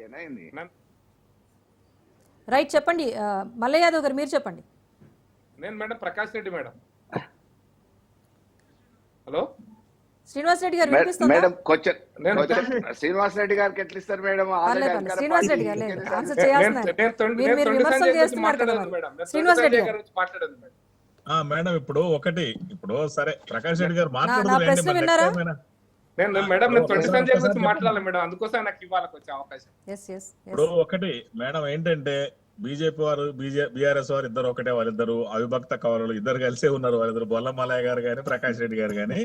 మేము ఏమంటున్నాం అంటే స్కీములు ఇంతకుముందు లక్ష్మణ్ గారు చాలా చక్కగా చెప్పారంటే స్కీములు అనేవి ఎవరైనా పేర్లు పెట్టుకుంటారు. మరి సహజంగా మీరు ఒకటి గమనించినట్లయితే సెంట్రల్ గవర్నమెంట్ వాటికి ఎక్కువ శాతం కూడా, అంటే నేను బచ్పన్ నుంచి గమనించింది ఏంటంటే ప్రధానమంత్రి ఆవాస్ యోజన, ప్రధానమంత్రి గ్రామీణ సడక్, దానికి కూడా ప్రధానమంత్రిని వరుడు వస్తుంది.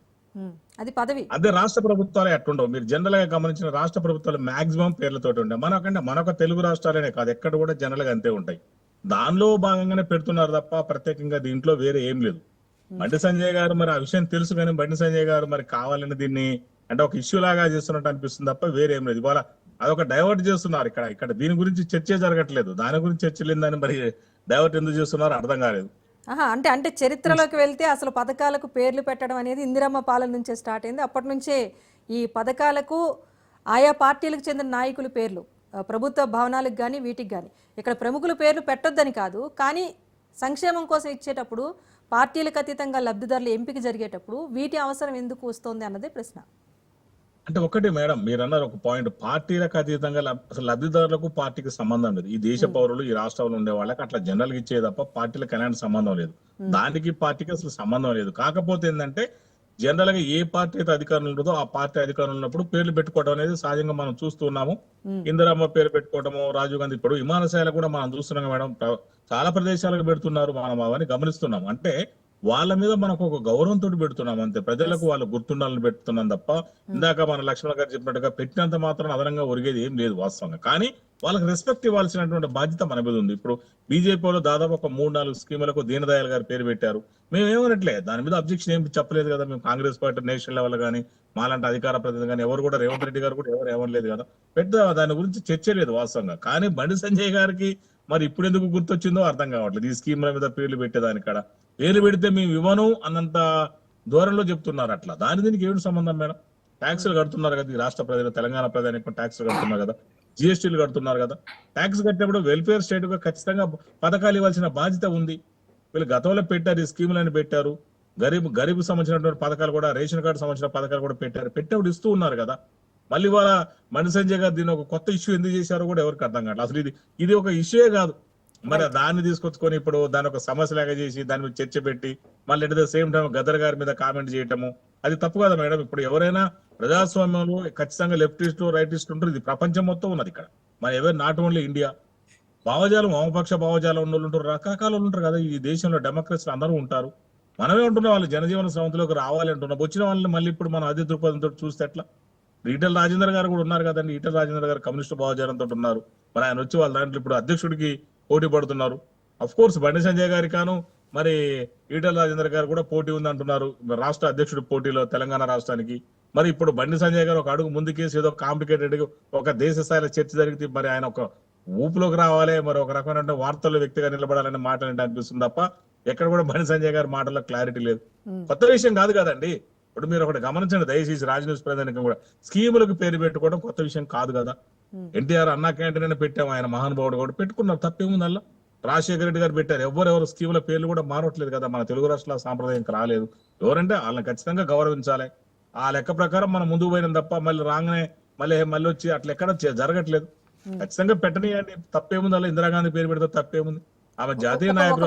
ఆయన అన్నట్టుగా ఇందిరమ్మ ఇల్లు పేర్లు మార్చకపోతే గనక నిధులు రానివ్వబోం, బియ్యం కూడా బంద్ చేస్తామని చెప్పేసి ఆయన అన్నారు కదా. అది ఒకవేళ వెళ్తే కనుక ముందుకెళ్తారు. మిమ్మల్ని ప్రకాష్ రెడ్డి గారు మేడం నన్నే కదా చెప్పండి మేడం. నేను 2-3 అంశాలు పెద్దలు నాయకులు దేవాదత్తులు 2-3 అంశాలు చెప్తాను మేడం. రాజీవ్ ఆరోగ్యశ్రీ మాకే అభ్యంతరం లేదు మేడం, పెట్టుకున్నారు, నో ప్రాబ్లం, మంచిదే. ఇప్పుడు ఆ టాపిక్ నేనే చెప్పాలండి. పథకాలకు పేర్లు పెట్టడానికి బేజం పడిందే కాంగ్రెస్ పార్టీలో అనేది నేను రాజీవ్ ఆరోగ్యశ్రీ లబ్ధిదారులు ఎవరు ఉంటారు అనేది మనకు సంబంధం లేదు. మేము లేవనెత్తిన బండి సంజయ్ గారు సరే వారిని ఏ పదంతో ఉపయోగించినా మేము ఒక ముఖ్యమంత్రిని తిక్కను ఒక మంత్రిని తొండి అని మేము అంటలేరు, కానీ నేను పదాలతో మాట్లాడతలేను. కానీ నేను చాలా స్పష్టంగా కేంద్ర ప్రభుత్వం ఇస్తున్న నిధులతో నడుస్తున్నటువంటి కార్యక్రమాలకు కొన్ని మార్గదర్శకాలు ఇస్తున్నప్పుడు ఆ మార్గదర్శకాలను ఫాలో కావాలి రాష్ట్ర ప్రభుత్వం అనేది ఒక పాయింట్. అది నేను చెప్పింది. రెండో విషయం వాళ్ళు ఏమనెత్తారంటే మేము ట్యాక్సులు కడతలేమా అన్నారు. అన్ని రాష్ట్రాలు ట్యాక్సులు కడుతున్నాయి మేడం, మీ ఒక్క రాష్ట్రం కడతలేదు, భారత ప్రజలు ట్యాక్స్ కడుతున్నాం. మేము భారతీయ పౌరులుగా తెలంగాణ పౌరులు అనేటువంటి పదం ఎక్కడైనా ఉంటే నాకు ఆశ్చర్యం. తెలంగాణ పౌరులు అనేది సపరేట్ ఉంటారా? ఆంధ్ర పౌరులు, తమిళ పౌరులు, కన్నడ పౌరులు, కేరళ పౌరులు ఉంటారా? భారత పౌరులు ఉంటారా? నాకు తెలియదు. నాకు తెలిసిన వరకు భారత పౌరులు ఉంటారు. భారత పౌరులు భారతదేశంలో కొన్ని కేంద్ర ప్రభుత్వానికి ట్యాక్స్ కడతారు, కొన్ని రాష్ట్ర ప్రభుత్వాలకు కడతారు, కొన్ని స్థానిక ప్రభుత్వాలకు కూడా కడతారు. నేను పదం ఉపయోగిస్తున్నా, Yes, స్థానిక అంటే అన్ని ప్రభుత్వాలకు. రాష్ట్రాలు ట్యాక్సెస్ కడతాయి కానీ బడ్జెట్ కేటాయింపులు అలాంటివి ఉండవు కదా. నేను మళ్ళీ Equality ఎక్కడికి ఉండదు వస్తున్నా, కదా. బడ్జెట్ కేటాయింపులలో జిఎస్టి లేదా డివల్యూషన్ టాక్సెస్ కేంద్ర ప్రభుత్వం ఇచ్చే వాటిల్లో మనకు డివల్యూషన్ మన దగ్గర నుంచి ఈ రాష్ట్ర ప్రభుత్వం నుంచి ఎంత కార్పొరేట్ ట్యాక్స్ పోయినా, ఎంత ఇన్కమ్ ట్యాక్స్ పోయినా ఆ దాంట్లోంచే డివల్యూషన్ వస్తుంది. దాని క్యాలిక్యులేషన్స్, ఈ డివల్యూషన్ క్యాలిక్యులేషన్స్ అనేవి మన్మోహన్ సింగ్ కాలంలోనే మన్మోహన్ సింగ్ గారి కాలంలో చాలా మంచిగా క్యాలిక్యులేట్ అయినాయి. అప్పుడున్న కేంద్ర ప్రభుత్వం ఎట్లా ఇచ్చిందో ఇప్పుడు ఆ 31%, అప్పుడు ఉన్న 32% ఉండేది, దాని 41% కేంద్రం చేసింది. ఆ డివల్యూషన్ ఫండ్స్ ని క్యాలిక్యులేట్ చేస్తున్నప్పుడు మన్మోహన్ సింగ్ గారి లెక్కలలో 1% కూడా బీజేపీ ప్రభుత్వం మార్చలేదు మేడం. మన్మోహన్ సింగ్ గారు ఎట్లా ఇచ్చారో తెలంగాణకు కానీ, ఆంధ్రప్రదేశ్ కానీ, కన్నడ, తమిళనాడు, కేరళ, గుజరాత్ కి ఎట్లా ఇచ్చారో ఇప్పుడు అట్లాగే ఇస్తున్నారు. మరి ట్యాక్స్ కడుతున్నప్పుడు మేము తెలంగాణ ట్యాక్స్ కడుతున్నాం అంటే మరి మహారాష్ట్ర కడతలేదా, కర్ణాటక కడతలేదా, లేదా తమిళనాడు నేను అదే కడతలేదా? అడిగాను. అన్ని రాష్ట్రాలు ట్యాక్స్ అన్ని రాష్ట్రాలు అన్ని ఇదొక రాష్ట్రాల పంచం. నుంచి కేంద్రంకి వెళ్తుంది, కేంద్రం మళ్ళీ నిధులు ఇస్తుంది, అంతా సమాఖ్య నేను- వ్యవస్థ. నేను కానీ ఏమంటున్నానంటే మేడం, నేను ఈక్వాలిటీ లేదన్నది కదా అన్ని పార్టీలు ప్రశ్నిస్తున్నది. ఇప్పుడు Regional సెంట్రల్ parties ఉన్న జిఎస్టీ చోట పూర్తిగా లేదు. మేడం సెంట్రల్ జిఎస్టీ అనేది కేంద్ర ప్రభుత్వం, స్టేట్ జిఎస్టీకి ఒక ఉంది. పెట్రోల్ మీద వ్యాట్ కేంద్రానికి లేదు, ఆడ ఎక్సైజ్ డ్యూటీ ఉంది, ఇక్కడ వ్యాట్ ఉంది తెలంగాణ ప్రభుత్వానికి, ఏ రాష్ట్ర ప్రభుత్వానికి అయినా కూడా. ప్రొఫెషనల్ ట్యాక్స్ కట్టేది ఇప్పుడు అందరు కడతారు, ప్రొఫెషనల్ ట్యాక్స్ వృత్తి పన్ను, అది స్థానిక ప్రభుత్వాల కంటే మున్సిపాలిటీలకు, గ్రామ పంచాయతీలకు పోతుంది. అట్లా విభిన్నమైనటువంటి రాజ్యాంగంలో నేను పొందుపరిచింది కాదు, అసలు పన్నులు ఏ విధంగా ఉండాలనేది రాజ్యాంగం పొందుపరిచింది. మేము ట్యాక్స్ కడుతున్నాం అంటే మేడం, మీరు ట్యాక్స్ కాదు, భారత పౌరులుగా భారత రాజ్యాంగం చెప్పింది రాష్ట్ర ప్రభుత్వాల పన్నులు ఏంటివి, కేంద్ర ప్రభుత్వాల పన్నులు ఏంటివి, స్థానిక ప్రభుత్వాల పన్నులు ఏంటివని. ఆ దాని ప్రకారమే మనం పన్ను కడుతున్నాం తప్ప ఇంకొక ఏ రకం కూడా వేరే కాదు. మరి మేము పన్ను కడుతున్నాం కాబట్టి మాకు ఇవ్వండి అని అంటే ఈ విభజనవాదం ఏందో నాకు తెలియదు. నెంబర్ 2. నెంబర్ 3 ఇంకొకటి ఇంట్రెస్టింగ్ పాయింట్ మేడం, నాకు చాలా ఆశ్చర్యకరమైన విషయం చెప్పారు. నేను మీ రాష్ట్ర ప్రభుత్వాల పథకాలలో ఎక్కడ కూడా మీరు ఎందుకు పెట్టారని చెప్పలే, నేను ఎందుకు అడగలే, మేము బండి సంజయ్ కూడా అడగలే, రాజీవ్ ఆరోగ్యశ్రీ అడగలే. అట్లాగే మీరు మీరు అంటే నేను ఒక ఉదాహరణ చెప్తాను మేడం, నేను ఒక్క నిమిషం టైప్ చేయండి నాకు, ఉదాహరణ చెప్తా. రాజీవ్ గాంధీ ఇంటర్నేషనల్ ఎయిర్పోర్ట్ పెట్టింది వాళ్ళు, ఛత్రపతి శివాజీ ఎయిర్పోర్ట్ పెట్టింది భారత. అది ప్రజలకు ఉపయోగపడే నేనేమంటున్నా అంటే నేను ప్రజలకు తప్పు కాదు, ప్రభుత్వం గౌరవించాల్సిన బాధ్యత ఉంటుంది. నేను అందుకోసం అనేది దేశభక్తులను గురు గోవింద్ యూనివర్సిటీ పెట్టొచ్చు, అంబేద్కర్ యూనివర్సిటీ పెట్టొచ్చు, సుభాష్ చంద్రబోస్ ఎయిర్పోర్ట్ పెట్టొచ్చు. నేను అంటే అందరు పెద్ద వాళ్ళని అందరినీ గౌరవించడం అనేది మన సాంప్రదాయం. కానీ రాజీవ్ ఇందిరాల మాత్రమే గౌరవించడం అనేది కాంగ్రెస్ సాంప్రదాయం. అది అంచుకోనియండి. అందుకోసం కాంగ్రెస్ పార్టీని ప్రజలు ఎక్కడ చెప్పాలో అక్కడ చెప్తున్నారు. నెంబర్ 2. నెంబర్ 3 చాలా ఇంట్రెస్టింగ్ పాయింట్ మేడం. భారతదేశము ఒక జాతి కాదు, ఇది ఒక జాతి కానే కాదు, ఇది union of states. It is not one nation. Bharat is not one nation. ఇది ఒక దేశం కాదు, ఇది రాష్ట్రాల యొక్క సమాహారం. ఇది కాంగ్రెస్ పార్టీ ఈ మధ్య కాలంలో మాటి మాటికి చెప్తుంది మేడం. ప్లీజ్ నన్ను కంప్లీట్ చేయండి, ఒకటే నిమిషం కంప్లీట్. ఇది ఒక రకంగా ఇది మీరు అర్థం చేసుకోవాల్సింది, ఇది కమ్యూనిస్ట్ భావజాలం. అంటే భారతదేశం ఒక జాతి కాదు, ఇది భిన్న జాతుల యొక్క దేశం. ప్లీజ్ ఇది భిన్న జాతుల యొక్క దేశం. ఇది ప్లీజ్ నేను ఒక్క నిమిషం కంప్లీట్ చేస్తాను మేడం. భిన్న జాతుల యొక్క దేశం ఇది, కాబట్టి this is only union of states తప్పిస్తే ఇది ఒక దేశం కాదు, ఇది ఒక జాతి కాదు. ఇది కమ్యూనిస్టు స్టాలిన్ కాలం నుంచి, ఆ డాంగే కాలం నుంచి, రణదివే కాలం నుంచి ఈ రోజు వరకు నక్సల్ బారీ భావజాలం కావచ్చు, ఏ భావజాలం. సో ఏ రాష్ట్రం మీద వివక్ష లేదు కేంద్ర ప్రభుత్వం. నేను ఒక్క నిమిషం కంప్లీట్ చేయాలండి, ఒకటే నిమిషం కంప్లీట్. మీరన్నదే ఏ రాష్ట్రం మీద వివక్ష లేదు అన్నారు. మరి పద్మ అవార్డుల విషయంలో గద్దర్ విషయాన్ని పక్కన పెడతా పోనీ, మీరన్న అంశాన్ని తీసిన మిగతా వాళ్ళు ఉన్నారు కదా, చుక్కారామయ్య గారు ఉన్నారు, చాలా మంది పేర్లు పంపించినప్పుడు పద్మ అవార్డుల విషయంలో కూడా ఎందుకు వివక్ష తెలంగాణ ప్రభుత్వం పైన? అదే చెప్పబోతున్నా మేడం, అదే చెప్పబోతున్నా. మీ ప్రశ్నకు సమాధానం చెప్పబోతున్నా. నేను గద్దర్ విషయం కావచ్చు, చుక్కారామయ్య గారి విషయం కావచ్చు, ఇంకొకరి విషయం గోరి టెంకన్న విషయం కావచ్చు, అందశ్రీ విషయం కావచ్చు, ఎవరి విషయం అయినా కూడా ఆ కేంద్రంలో కాంగ్రెస్ ప్రభుత్వ కాలంలో ఎట్లుందో దేశం అంతా చూసింది. ఇప్పుడు కేంద్రంలో ఈ యొక్క పద్మశ్రీలు గాని, పద్మభూషణలు గాని, పద్మ విభూషణలు గాని ఇస్తున్నప్పుడు మనకు 11 మెట్ల వారికి ఇచ్చినారు కదా. వారు ఏ పార్టీ నాయకుడు కాదు, ఏ ప్రభుత్వానికి సంబంధం లేని వ్యక్తి, పేద వ్యక్తి. మా ఇంటి దగ్గరే ఉంటాడు, సైదాబాద్ సర్వ సింగరేణి కాలనీలో. ఆయన పేద గుడిసె అడుక్కొని తినేటువంటి ఆ యొక్క దీంట్లో ఉన్నాడు. భువనగిరిలో ఒక బాధ్యకారుడికి ఇచ్చారు. ఆయన కూడా ఏ రాజకీయ పార్టీ కాదు, ఎవరు కాదు. ఎందుకు ఇచ్చారు అంటే వచ్చింది వాళ్ళకు. ఇక్కడ ఒక ముస్లిం యునానీ డాక్టర్ తెలంగాణ ప్రాంతం అనేది, నేను వీళ్ళంతా తెలంగాణ గురించి మాట్లాడుతున్నాం. ముస్లిం డాక్టర్ ఉన్నాడు ఒక ఆయన, ఆ డాక్టర్ కి ఎవరు రికమెండ్ చేయలేదు. ఇప్పుడున్న సిస్టమ్ ఏంటంటే మేడం, ఆన్లైన్ లో అప్లై చేసుకోవాలి. దానికి ఒక ఎక్స్పర్ట్ కమిటీ ఉంది. ఆ ఎక్స్పర్ట్ కమిటీ షార్ట్ లిస్ట్ చేసి డీటెయిల్స్ తయారు చేస్తుంది. దాన్ని హోమ్ మినిస్ట్రీ ఆమోదిస్తుంది. మా ప్రభుత్వం చెప్పిన వాళ్ళకి ఇవ్వాలనే డిమాండ్ ఎక్కడికి వచ్చిందో నాకు అర్థం కాలేదు. మరి నిన్న రేవంత్ రెడ్డి గారు మా ప్రభుత్వం చెప్పిన నాకు అర్థం కాలేదు. తెరవెనుక తతంగం దేవుడికి ఎరుగు. నేను విషయం చెప్తాను. గద్దర్ గారిని కంప్లీట్ చేస్తాం మేడం. గద్దర్ గారికి మేమంటే గద్దర్ గారు అంటే గౌరవం ఉంది. ప్లీజ్ ఒక్కటే నిమిషం. అధికార పార్టీ అసెంబ్లీని అవే మామూలుగా సంఖ్యాబలాన్ని బట్టి ఎక్కువసేపు తీయడానికి కొద్దిసేపు ఒక్కటి నిమిషం కంప్లీట్ చేస్తాను. నేను గద్దర్ గారు అంటే మాకు గౌరవం ఉంది. గద్దర్ గారి భావజాలని మేమేం, వారి భావజాలం వారిది, మా భావజాలం వారిది. అయితే నేను అనే పాయింట్ ఏంటంటే ఈ రోజు ఉన్నటువంటి కాంగ్రెస్ పార్టీ దేశంలో కానీ రాష్ట్రంలో కానీ నేను అందుకోసం చెప్పిన ఇది ఒక జాతి కాదు అనేటువంటి భావజాలంతో పనిచేస్తున్నటువంటి కాంగ్రెస్ పార్టీ యొక్క భావజాలం ఇది అర్బన్ నక్సల్స్ భావజాలమే అంటున్నా. నేను కూడా అంటున్నా అర్బన్ నక్సల్స్ భావజాలమే. నెంబర్ 2, మాకు రాజేందర్ గారు ఉన్నారా ఇంకోరు ఉన్నారా అని ప్రశ్న అడిగారు. నేను ఒకటే మాట చెప్తున్నా, గద్దర్ గారి మూలంగా ఏవైతే సంఘటనలు జరిగాయో వ్యక్తి నిర్మూలన, వ్యవస్థ నిర్మూలన పేరు మీద వ్యక్తిని చంపినటువంటి సంఘటనలలో పశ్చాత్తాపం ప్రకటిస్తే మాకేం ప్రాబ్లం ఉంది మేడం? గద్దర్ గారైనా గొప్ప వ్యక్తి, ఆయన సిద్ధాంతం కోసం పనిచేశాడు. లేదు ఇప్పుడు మా అద్వానీ గారి మీటింగ్ గద్దర్ గారు మోడీ గారి మీటింగ్ గద్దర్ గారు ఎందుకు వ్యతిరేకిస్తాం దాన్ని? కానీ భావజాలం విషయంలో మాకు భిన్నత్వాలు ఉన్నాయి. ఇప్పుడు చెప్తున్నాం. ఒక్క నిమిషం మేడం, ఒక్క నిమిషం లెట్ మీ ఒక్క నిమిషం. శ్రీనివాస్ రెడ్డి గారి అసెంబ్లీ కాదు, అధికార పార్టీ. ఇప్పుడు ఒకటి మేడం, ఇది ఇంపార్టెంట్ ఏంటంటే ఇది ప్రజలకు తెలవాల్సిన అవసరం ఉంది. ఏంటంటే ఇది సాక్షాత్తు ఒక ప్రధానమంత్రి గారు విడుదల చేసినటువంటి ఒక గెజిట్. ఏంటంటే గద్దర్ గారు చనిపోయినప్పుడు ఆయన గౌరవంతో మరి ఆగస్టు 21 ఆగస్టు 2023 నాడు గద్దర్ గారు చనిపోయిన సందర్భంగా క్లియర్ గా ప్రధానమంత్రి గారు ఆఫీస్ నుంచి లెటర్ ఇది. ఇవాళ ఆ రోజు గద్దర్ గారు మీకు గొప్ప వ్యక్తిగా కనిపించారు. ఒక దేశం ఒక వ్యక్తిని కోల్పోయింది. మరి మనం చాలా బాధించాల్సిన గౌరవం అంటే డెమోక్రసీ మీద మీకు గౌరవం ఉంది అనిపించింది.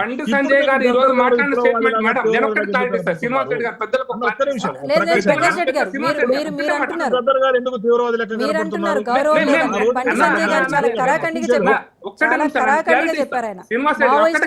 హత్యలు చేసిన వాళ్ళకి ఇస్తామని చెప్పి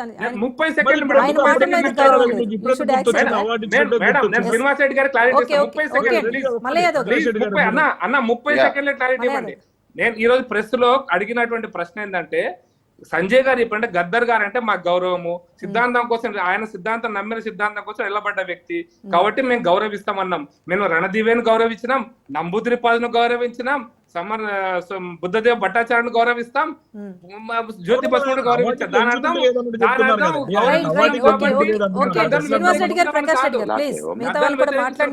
గౌరవించామని చెప్తున్నా. మేము ఖచ్చితంగా గౌరవిస్తాం. చెప్పండి. ఇప్పుడు అటు ఇటు ప్రకాష్ రెడ్డి గారు మొత్తానికి సబ్జెక్ట్ ని వేరే దానికి తీసుకుపోయారు. నేను అనలేదమ్మా. మేము పేర్లు పెట్టేది రేషన్ కార్డుల మీద పెట్టినా ఏం పెట్టినా పేర్లు పెట్టిన దానికంటే సామాన్యులకు ఇవ్వాలి. ఇప్పుడు జరుగుతున్న పరిస్థితి మాత్రం గ్రామ సభల పేరు మీద మళ్ళొక మోసం జరుగుతూ ఉంది. గ్యారంటీలు అటెప్పిపోయినాయి.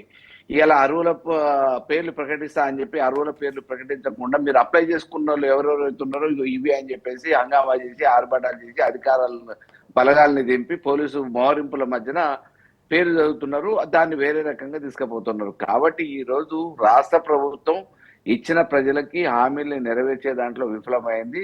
గ్రామాలలో అది క్లియర్ గా ప్రజలకు కూడా అర్థమవుతా ఉంది. ప్రజలు కూడా తిరుగుబాటుకు సిద్ధమయ్యారు. కాబట్టి మేము ఏమంటున్నాం అంటే మీరు రేషన్ కార్డులు ఇప్పటి వరకు సంవత్సరం కాలం 13 నెలలు అయిపోతుంది. ఇప్పటి వరకు వాయిదాలు ఈ పండగ ఆ పండగ అనుకుంటూ వస్తూనే ఉన్నారు. దాని మీద కనీసం ఒక క్లారిటీ లేదు, రివ్యూలు లేవు అధికారులతోని, అధికారులకు సరైన గైడ్ లైన్స్ లేవు. ఏదో ఇష్టారాజ్యంగా మామూలుగా వాళ్ళు తయారు చేస్తారని చెప్పారు. ఈ రోజు తప్పులు తాడకై నిరంతర ప్రక్రియ అంటున్నారు. పూటకు రకంగా మాట్లాడుతూ ఉన్నారు మంత్రులు, దానికి సంబంధించిన వాళ్ళు. కాబట్టి సామాన్యుల్ని ఆదుకునే విషయంలో కనీసం మీకు ఖర్చు లేని భారం లేని రేషన్ కార్డులను ఇవ్వాలని చెప్పేసి ప్రభుత్వాన్ని సర్కారుని అడుగుతా ఉన్నాం. రైట్. లక్ష్మణ్ గారు మీరు చెప్పండి, ఫైనల్ గా మీరు కన్క్లూడ్ చేయండి. సో ప్రస్తుతానికైతే ఇటు పథకాలపైన పద్మ అవార్డులపైన కూడా రాజకీయ రగడైతే నెలకొంటోంది. సో మీరన్నట్టుగా మరీ ముఖ్యంగా ఇప్పుడు జరగాల్సింది ఏంటంటే 6 గ్యారెంటీల హామీలు ఇచ్చారు కాబట్టి ఆ హామీలు అనేవి నెరవేర్చాల్సిన బాధ్యత కాంగ్రెస్ ప్రభుత్వం పైన ఉంది. లబ్ధిదారుల ఎంపిక విషయంలో కూడా న్యాయం జరగాలని చెప్పేసి మనం కూడా ఆశిద్దాం. కానీ ఒకటి, సంక్షేమ పథకాల విషయంలో పేర్ల అంశం అనేది బండి సంజయ్ గారు తెర మీద తీసుకురావడం అనేది కూడా కరెక్ట్ కాదన్న అంశం మీరు చెప్పారు. సో ఏ పార్టీ అయినా ఎవరైనా సరే ప్రజలకు సంక్షేమ పథకాలు అందించాలనేది లక్ష్యంతో ముందుకు వెళ్లాల్సిన అవసరం ఉందంటారా లేదా? కన్క్లూడ్ చేయండి.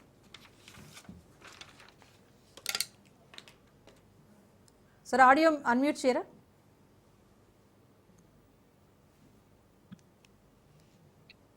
నేను లెఫ్ట్ అవ్వచ్చు మేడం. ఇప్పుడు ఎవరు ఏ ప్రభుత్వం అయినా ఏ రాజకీయ పార్టీ అయినా ప్రజలకు లబ్ధి చేరాలన్నది లక్ష్యము.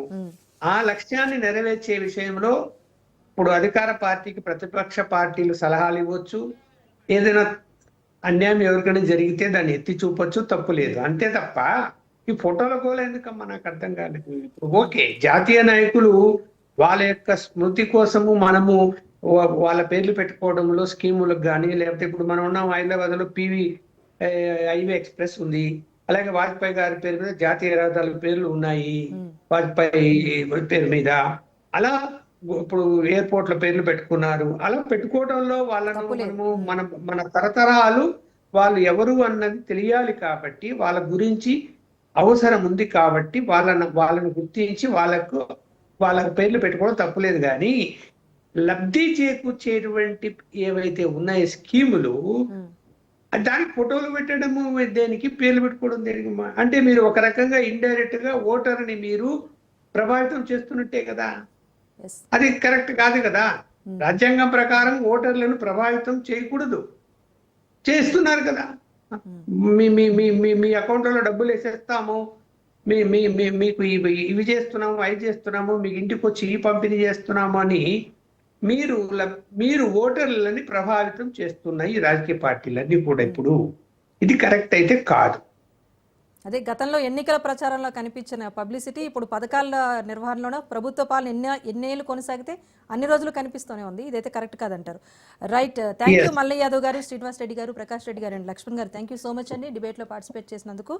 సో ఓవరాల్గా అయితే ప్రజలకు సంక్షేమ పథకాలు అందించే విషయంలో ప్రభుత్వం ఏదైనా కావచ్చు, కానీ లబ్ధిదారులకు అందాల్సిన ఫలాలు అందాల్సిందే.